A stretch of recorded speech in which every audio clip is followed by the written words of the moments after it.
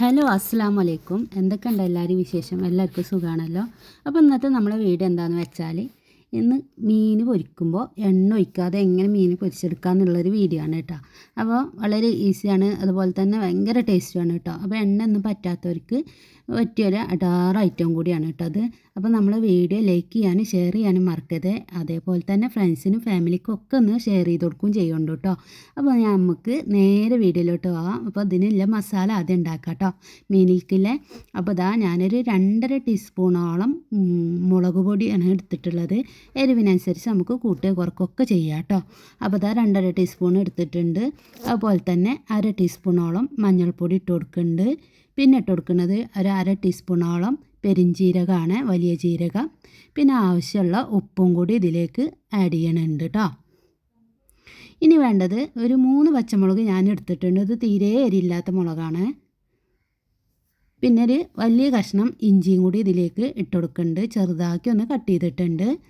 അതുപോലെ തന്നെ ഒരു ചെറിയ 10 ചെറിയ ഉള്ളി ഇട്ട് കൊടുക്കുന്നുണ്ട് കേട്ടോ.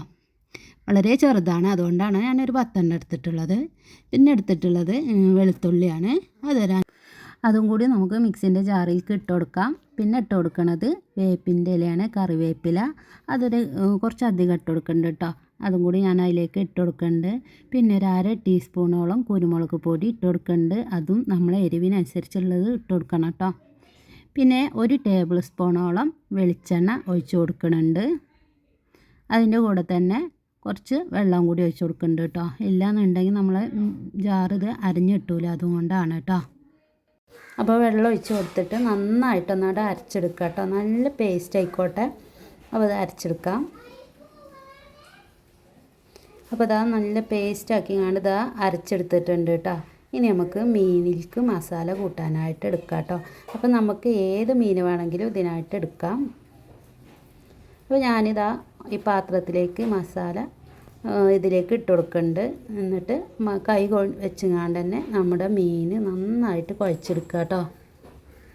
അപ്പോൾ നമ്മുടെ മസാല കുറച്ച് തിക്കായിട്ടാണ് ഇരിക്കണത് കേട്ടോ. അപ്പോൾ ഞാൻ അതിൻ്റെ അടപ്പിലേക്ക് കുറച്ചും കൂടി വെള്ളം ഒഴിച്ചിട്ട് ഒന്ന് ലൂസാക്കിങ്ങാണ്ട് മസാല ഒന്ന് ലൂസാക്കി എടുക്കുന്നുണ്ട്.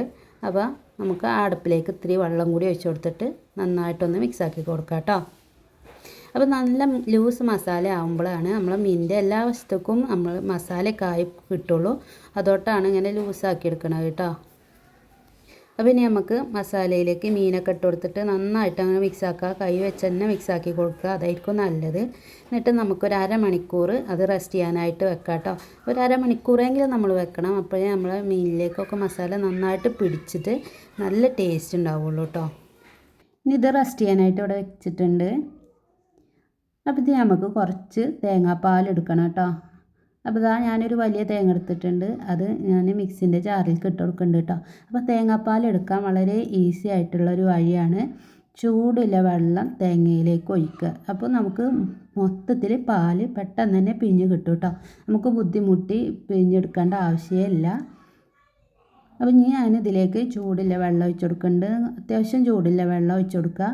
എന്നിട്ട് ഒരു 5 മിനിറ്റ് നമുക്ക് തേങ്ങയിലേക്ക് അത് പാർന്ന് വെച്ചിട്ട് പിന്നെ നമുക്ക് മിക്സിൻ്റെ ജാറിലൊന്ന് അടിച്ചെടുത്താൽ മതി കേട്ടോ. അപ്പോൾ വളരെ പെട്ടെന്ന് തന്നെ നമുക്ക് തേങ്ങ പാൽ റെഡിയായി കിട്ടണതാണ്. ഇനി ഞാനിതൊന്ന് അരിച്ചെടുക്കുകയാണ്. അപ്പോൾ നമുക്കിതിൻ്റെ 1/4 പാൽ മാത്രം മതി കേട്ടോ. 2-ാം പാലൊന്നും എടുക്കണ്ട, ഈ 1/4 പാൽ തന്നെ മതി. ഇത് അത്യാവശ്യം നല്ല കട്ടിയിൽ തന്നെ നമുക്ക് കിട്ടും കേട്ടോ.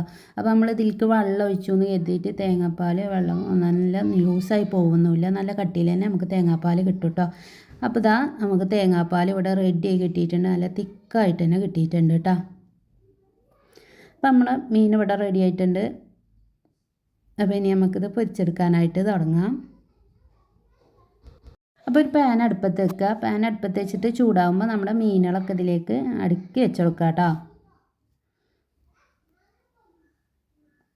ഇനി അതിൻ്റെ മേലിൽ കൂടി നമുക്ക് തേങ്ങാപ്പാൽ ഒഴിച്ച് കൊടുക്കാം.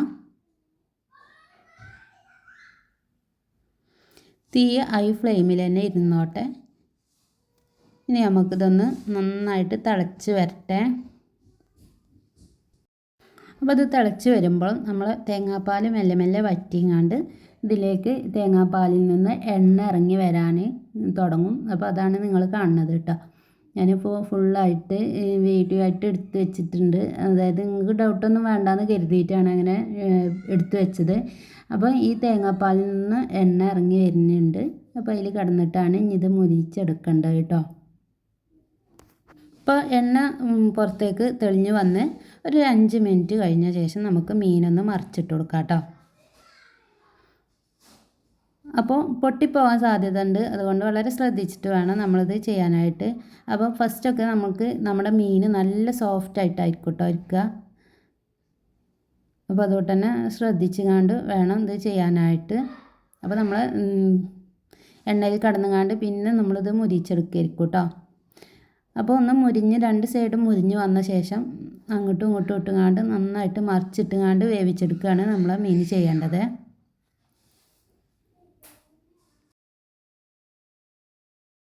ഇപ്പോൾ എണ്ണയൊക്കെ മൊത്തത്തിൽ ഇറങ്ങി വന്ന് നമ്മുടെ മീൻ ആ എണ്ണയിൽ കടന്നുകൊണ്ടാണ് വേവാൻ തുടങ്ങിയിട്ടുള്ളത് കേട്ടോ. അപ്പോൾ കണ്ടോ, നമ്മുടെ മീൻ അടിപൊളി ടേസ്റ്റാണ് കേട്ടോ. ഈ മീൻ എന്തായാലും തേങ്ങാപ്പാലിലല്ലേ വെന്ത് വരുന്നത്, അതുകൊണ്ട് അതിൻ്റേതായിട്ടുള്ള ടേസ്റ്റ് നല്ലോണം ഉണ്ട്. അപ്പോൾ എല്ലാവരും തീർച്ചയായിട്ടും ഒന്ന് ട്രൈ ചെയ്ത് നോക്കൊണ്ട് കേട്ടോ, എല്ലാവർക്കും ഇഷ്ടപ്പെടും.